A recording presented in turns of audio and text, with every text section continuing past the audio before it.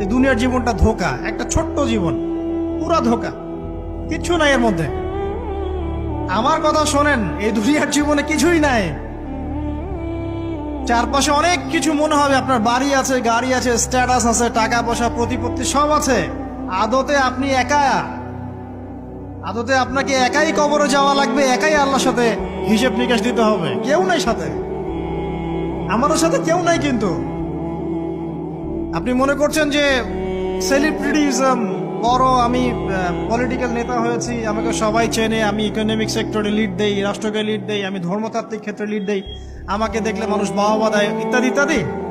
দিন শেষে আমি একা, আপনিও একাই। আমাকেও একাই যেতে হবে, আপনাকেও একাই যেতে হবে। এগুলো সব চারপাশের খালি অন্ধ মোহ, আর কিছু না। এই মোহের মধ্যে ঢুকে পড়বেন না, আল্লাহ পাক তৌফিক এনায়েত করুন। নবী সাল্লাল্লাহু আলাইহি ওয়াসাল্লাম বারবার বলতেন,